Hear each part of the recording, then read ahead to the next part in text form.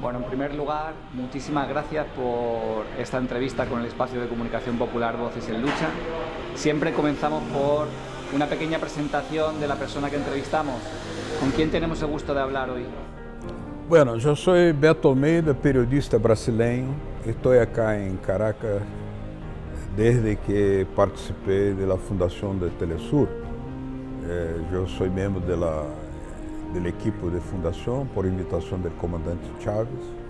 Discutimos esse tema, essa proposta com ele em Brasil desde o ano 2000 e ele me invitou a estar presente. Então, Telesur vai completar 20 anos em julho, o dia de natalício de Bolívar, e levamos essa experiência, essa visão de comunicação bolivariana, na dialética bolivariana da informação, para aplicar-se-la em Brasil.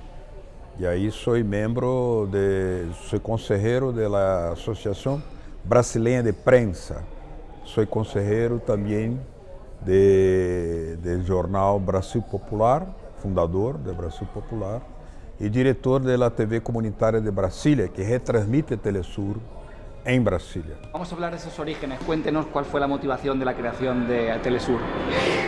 En el año 2000 nosotros acompañábamos al presidente Chávez por los medios. Yo conocí incluso personas que eran periodistas de acá de Venezuela que lo conocían y yo ya tenía grande admiración por él. E uma vez que ele foi a Brasília dar uma charla na Universidade Católica, o sindicato, por um estímulo, uma proposta nossa, apresentou uma campanha ou uma proposta de que a integração não fosse solamente comercial e econômica, la que sempre Chávez reivindicava, pero que também fuera informativa, cultural e comunicacional. E ele aceitou imediatamente. Ele disse, que boa proposta, te vamos a chamar. E 4 anos depois, porque aí vino o golpe de 2002, uma série de coisas, em 2004 ele manda me chamar. Então, a partir de aí, eu me integro a esse trabalho com Telesur. E estou até hoje, onde apresento o programa Latitud Brasil. Además, sou comentarista, analista de Russian Today e de Span TV também. Dando la batalla comunicacional, que es importante en estos tiempos. Precisamente en estos días hemos estado acompañando la toma de posesión del presidente Nicolás Maduro en el marco del Festival Mundial Antifascista. Cuéntenos cómo ha vivido estos días por acá. Primeiro, uma constatação de como se miente deliberadamente por los medios de comunicação de los magnatas, del capitalismo, de la prensa la prensa fascista, digamos assim. Porque eles sempre diziam que em Venezuela havia uma ditadura, que há totalitarismo, e o que vimos foi uma fiesta democrática, uma presença popular massiva, um apoio muito forte de setores do povo, ¿no? Amplos setores, trabalhadores, campesinos, a juventude, intelectuais acá de Venezuela, ampliamente, e também de representantes de vários países do mundo, delegados de centenas de países, dizem 125 países vieram, pero especialmente a presença de, muito importante, uma presença forte de 87 delegados de Rússia, 100 delegados de Cuba, ¿no? Delegações que vieram de Brasil, apesar de uma posição de Lula que é, digamos, não reconhecer o governo, pero solamente reconhecer o Estado bolivariano, pero isso não é... não há coerência nessa posição, é uma posição um pouco, digamos, que tem margem de incoerência no sentido de que tu não pode reconhecer Estado que não tenha governo.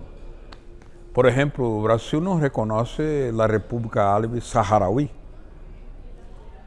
Entonces, pero y ahora también no reconoce el Estado venezolano, pero no reconoce el gobierno venezolano. O sea, es una cosa un poco, hay que buscar una análisis psicológica para entender, porque no hay motivaciones, ¿no? Claro que la motivación concreta es la presión que el gobierno brasileño está recibiendo del imperialismo norteamericano para no endosar, para no, digamos, fortalecer una integración latinoamericana con Venezuela.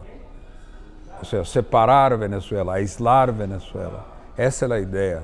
Y por eso la presión y por eso el veto del gobierno Lula contra la entrada de Venezuela en los BRICS, lo que es tremendamente contradictorio con el discurso del propio Lula, que dijo que hay que fortalecer el sur global.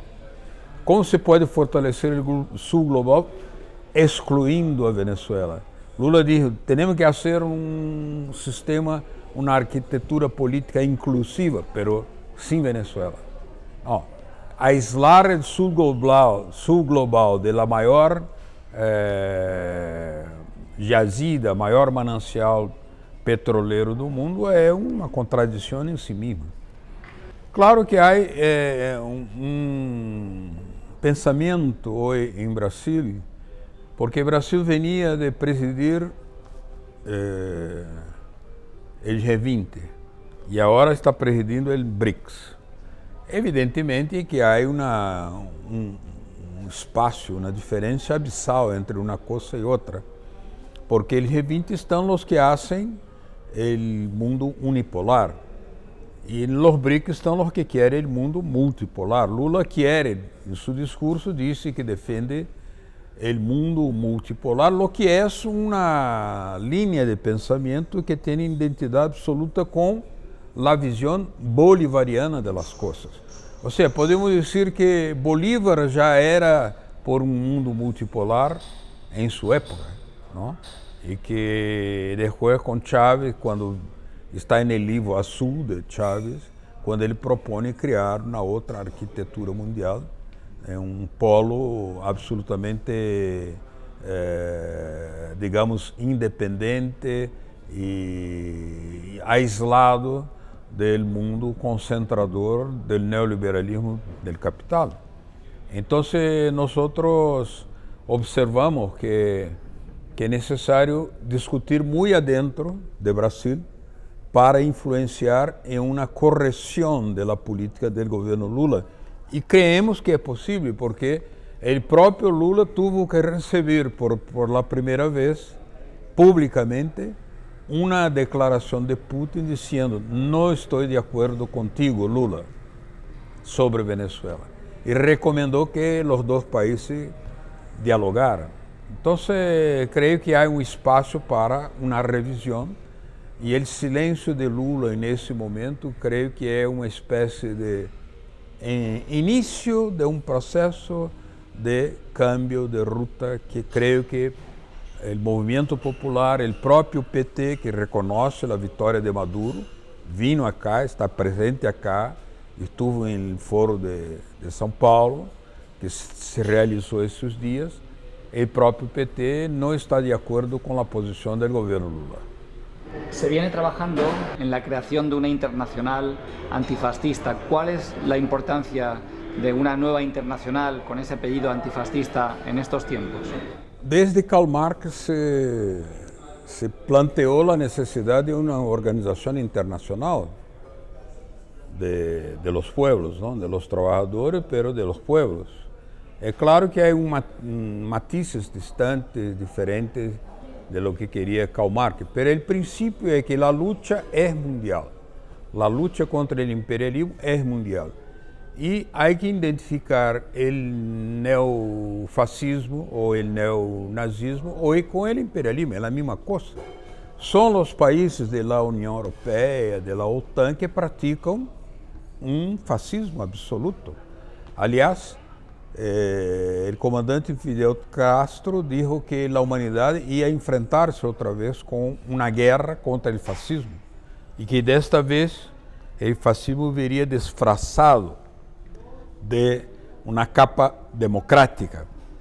Y estamos viendo, porque los países de la OTAN que se reivindican defensores de una democracia liberal son, en verdad, una democracia fascista, porque utilizam uma pseudo-formalidade, né, democrática para um contenido, para encobrir um contenido que é absolutamente fascista, neocolonial, pró-imperialista, a favor de Israel, por exemplo, e do genocídio que Israel está praticando contra os palestinos. Então, construir uma internacional, pero de hecho, não somente fazer proclama, há que construir organizações em cada país para que se pueda, por exemplo, fazer uma movimentação de caráter internacional contra o imperialismo, contra os governos imperialistas.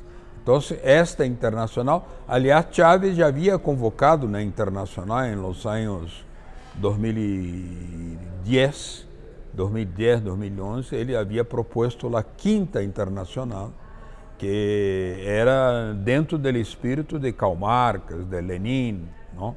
Como ele mencionou Trotsky, incluso, pero evidentemente que agora nós temos países de la importância de Rússia, de Irã, de Indonésia, de outros, Turquia, países que podem aderir-se a um movimento, incluso para construir uma plataforma comunicacional independente destas plataformas que são pró-fascistas. Tanto Zuckerberg como Elon Musk são absolutamente pró-fascistas. E Putin declarou na reunião de los BRICS há 5 anos que era favorável a construir uma internet de los BRICS. E nisso podemos nos agarrar para ser uma comunicação internacional dentro de los princípios para fomentar uma circulação de ideias não submetida à la comunicação fascista, ¿no? Para promover una comunicación liberadora. Ustedes vienen de vivir uno de los gobiernos más duros de extrema derecha en América Latina, el gobierno de Bolsonaro. ¿Cuál es la realidad de ese avance de la extrema derecha en Brasil en concreto, donde además vivieron situaciones similares a lo que pasó con el asalto al Capitolio en Estados Unidos y donde se ven situaciones como que recientemente han asesinado a 2 campesinos del movimiento Sin Tierra de Brasil? ¿Cuál es la realidad de la extrema derecha en estos momentos en Brasil? En que pese la victoria de Lula en 2022, la derecha salió muy fortalecida. Ela foi derrotada porque Lula tenía una popularidad muy alta y logró hacer un frente amplio. Pero un frente más amplio do que un frente de izquierda, no es solamente un frente de izquierda. ¿Por qué? Porque no tenía fuerzas solamente en el campo de izquierda, entonces tiene que hacer, está haciendo una serie de concesiones, incluso porque tienen el Parlamento dominado por la derecha. Y si no fuera así, el Parlamento no le permitiría gobernar, porque el presupuesto federal tiene que ser aprobado por el Parlamento. Entonces el Parlamento es una realidad muy delicada que Lula está manejando en ese momento, con muchas presiones, pero que logra, digamos, recuperar una serie de programas sociales de interés de los más humildes. Eso es verdad. Incluso recuperar un poco el salario mínimo, recuperar programas de Beca Família, por ejemplo, que mantienen viva una serie de gente que durante el gobierno Bolsonaro no tenía cómo vivir, no tenía cómo comer, ¿no? Entonces Lula está recuperando la idea de que sí se puede combatir el hambre masivo y lo está bajando otra vez, la miseria, la pobreza, pero falta mucho. Brasil es uno de los países más desiguales del mundo, ¿no? Que tiene una pobreza extrema, que tiene millones todavía pasando hambre. Eso es verdad. Pero que Lula está buscando recuperar programas importantes, incluso fortalecendo o sistema público de saúde gratuita, fortalecendo, expandindo a escola pública gratuita, a universidade gratuita, pública também. Isso todo é bastante bueno, pero isso não permite ao governo Lula ter a plata porque tem que fazer um ajuste fiscal, um corte de gasto que não lhe dá a medida para ter plata suficiente para fazer grandes inversões, porque o Brasil é um país que necessita reconstruir carreteras, puertos, reconstruir infraestrutura que está muito defasada, porque para ser um grande país como tem o potencial de ser, necessita inversões mais amplas. E nesse momento não tem a possibilidade porque está muito acossado o governo Lula por la tirania financeira. Então isso lhe leva a ter uma política um pouco modesta, sem tantas iniciativas de poder fazer uma política mais, digamos, popular, incluso de projetos populares mais amplios. Pero está retomando o programa de habitação, alguma coisa está fazendo. Pero há um risco de retorno do fascismo por meio de Bolsonaro. E nesse momento Bolsonaro está elegível, pero isso não significa que o Congresso não pueda aplicar uma lei e aprovar uma lei que lhe dê uma anistia, porque a direita tem ampla maioria no Congresso. Ao mesmo tempo, Lula tem uma relação que divide uma parte do campo conservador e parte do campo conservador participa do governo.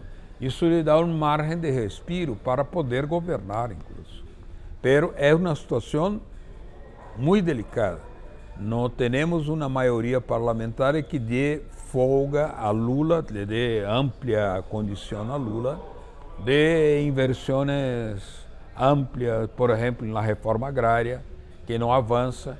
E é exatamente porque não avança a reforma agrária que há tanta repressão, tanta violência contra os sem terra, como escutamos, como vimos agora, há poucos dias, com assassinato de militantes sem terra, com violência dentro dos assentamentos sem terra. Incluso Lula prometeu ir visitar esse assentamento, o que é uma novidade, porque normalmente um chefe do executivo não vai até um assentamento. E ele pôs a Polícia Federal para investigar esta violência, porque provavelmente há vinculações com o governo estadual de São Paulo e também com o bolsonarismo. En Europa, lamentablemente, cada vez se habla menos de imperialismo. Para un latinoamericano, la palabra imperialismo o colonialismo sigue teniendo una fuerza importante y, sobre todo, la lucha antiimperialista, la lucha anticolonial. ¿Qué visión tiene un latinoamericano del imperialismo? No, claro que o imperialismo sigue sendo o maior inimigo da humanidade hoje. Não há dúvida em relação a isso.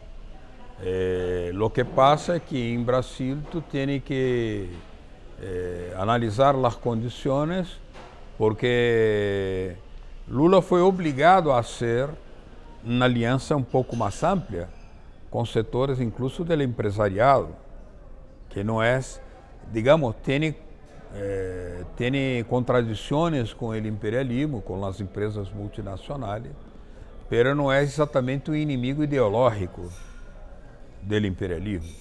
Então isso leva a um governo ter uma posição um pouco modesta, um pouco cautelosa, demasiadamente cautelosa, e não tem uma política de comunicação, porque Lula não ha fortalecido um meio de comunicação popular e democrático como lhe dá direito a Constituição. Ele poderia ampliar, multiplicar os meios de comunicação públicos, apoiar os comunitários, universitários, a prensa alternativa, pero tem muita cautela de enfrentar-se com os grandes oligopólios de los meios de comunicação.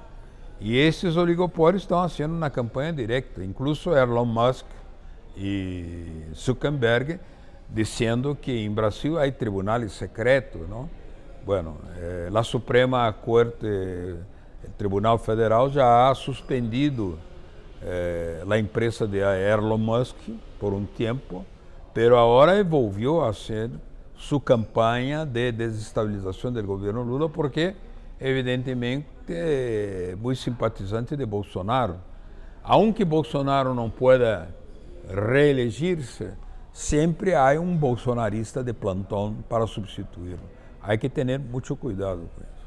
¿Qué papel tienen los medios de comunicación alternativos, la comunicación popular, en estos tiempos de avance de la derecha a nivel mundial, ¿no?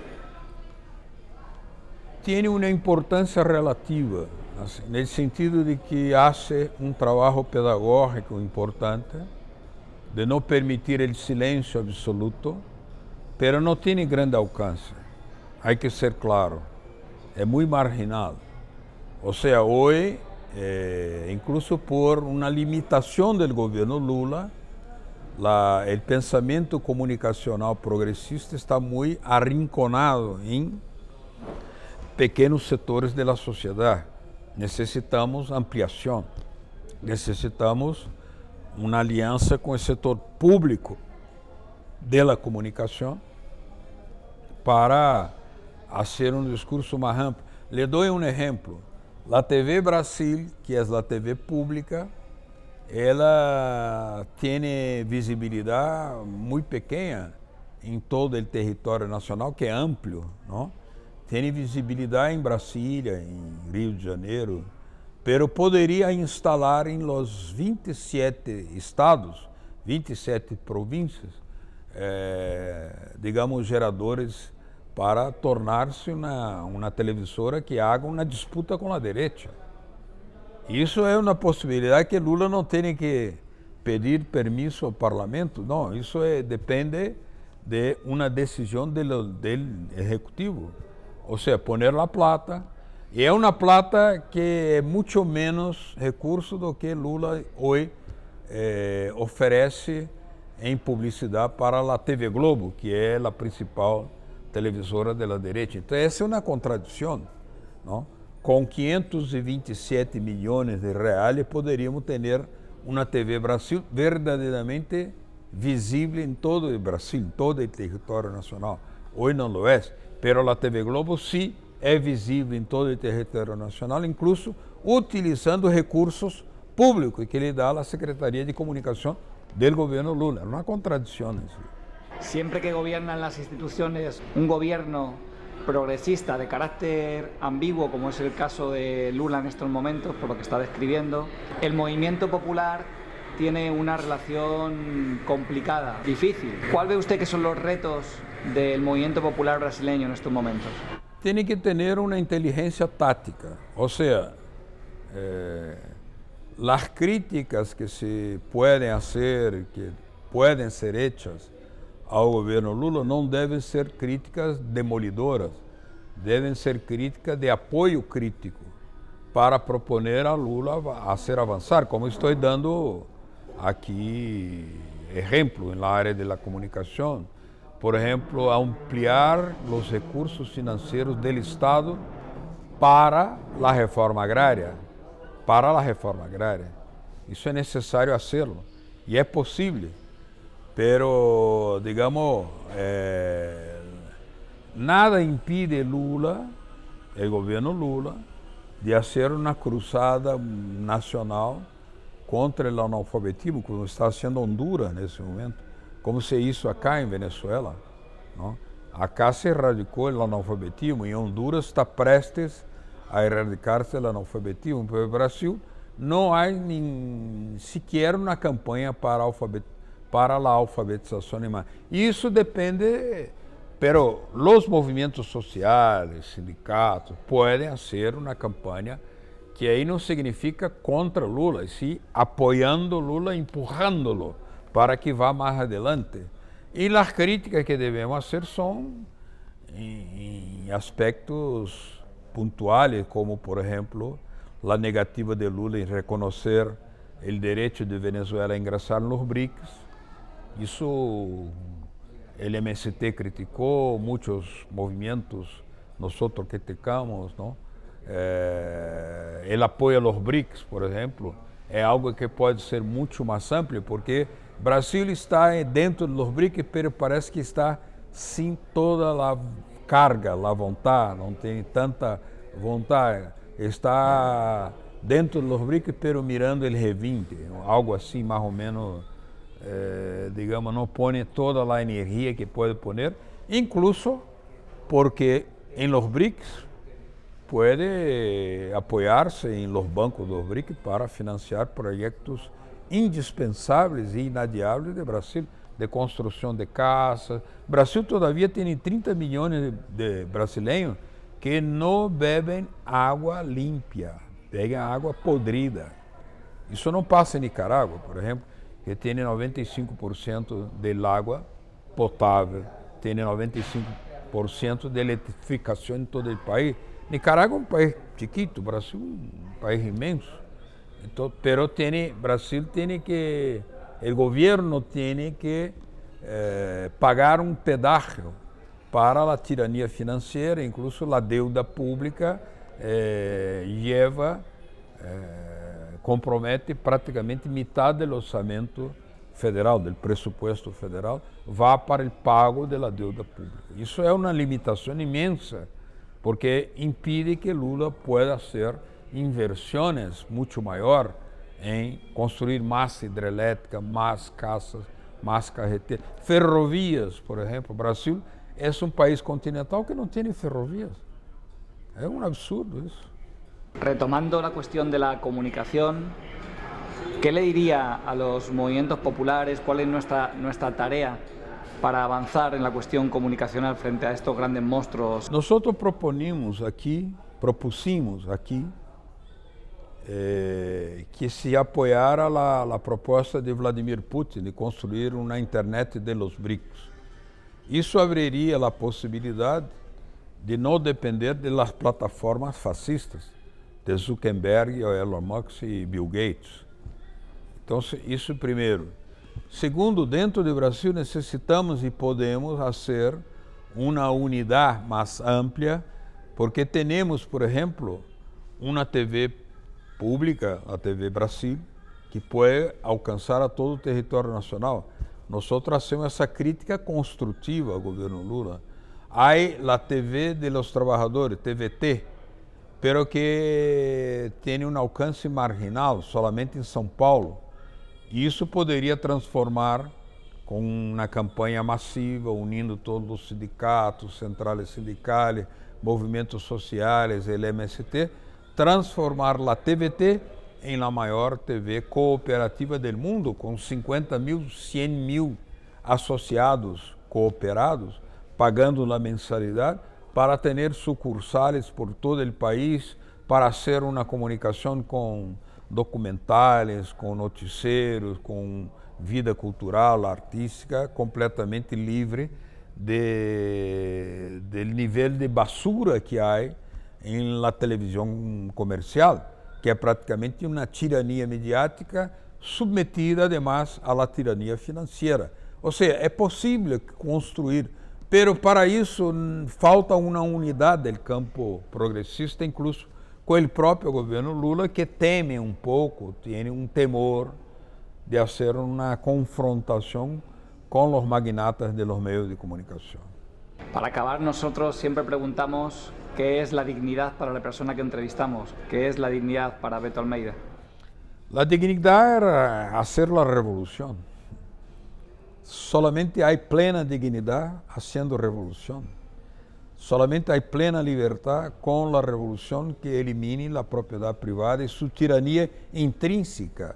La propiedad privada de los medios de producción será siempre tiránica. Entonces, hacer la revolución es la verdadera dignidad. Claro, y en eso se me ocurre una última pregunta. ¿Es posible una comunicación realmente diferente sin tener los medios de producción? Los medios de producción de la comunicación en este caso. Es posible hacer la disputa. Por ejemplo, cuando Putin propone crear una Internet de los BRICS, Y nosotros tenemos hoy varias televisoras que son del campo antiimperialista, digamos, progresista. La Russian Today, Spam TV, Telesur, la TV cubana,